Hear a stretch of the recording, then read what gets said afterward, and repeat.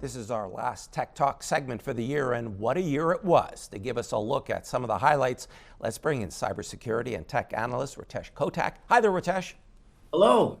Okay, what are we starting with? We're starting with TikTok and TikTok down. If we remember back in January when just before President Trump got inaugurated, TikTok went down for 24 hours. And there was a big talk around the impact that it's going to have. What is the future of the platform, whether it's going to come back online, whether there'll be a US TikTok. Still no deal. We don't have definitive answers, but that's how we started off the year, with TikTok down. What about social media in general? There were a lot of stories around its use.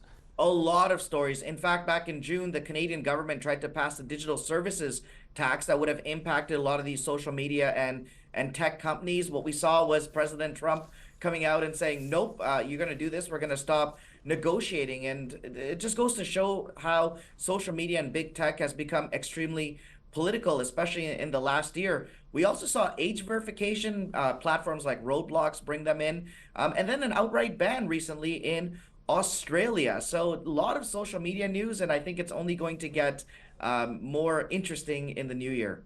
We heard a lot about artificial intelligence, AI as well. What were the significant developments in 2025? It started right in the beginning, right in February. There was the big AI summit in France.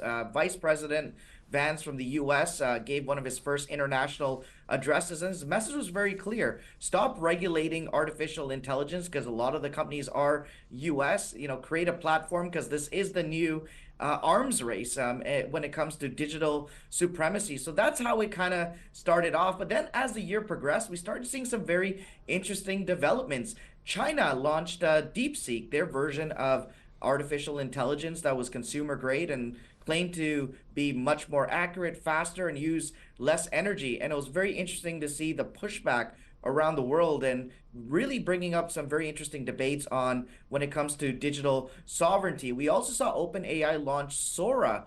I've had a chance to play around with it. It is scary good, where you're able to just take a image or a clip of someone, and then you put a prompt in and it generates a video. In some cases, it's very hard to decipher fact from fiction, and we're starting to see this on social media platforms. And finally, the infrastructure side from AI, NVIDIA.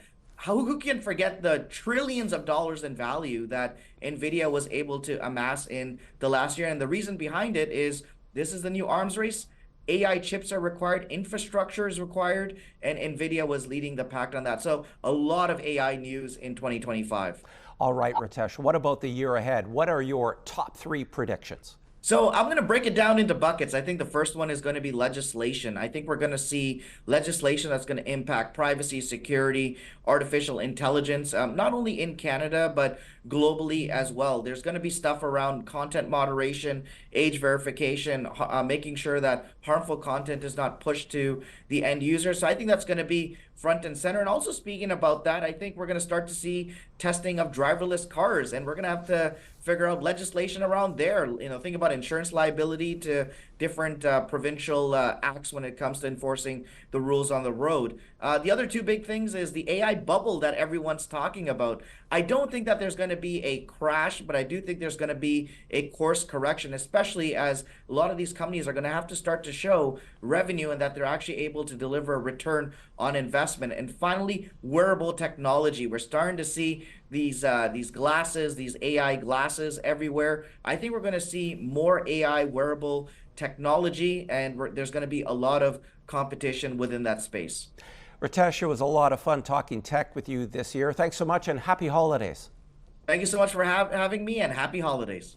Ritesh Kotak joined us from Toronto, and to see more of our Tech Talk segments, head to our website, ctvnewsnorthernontario.ca.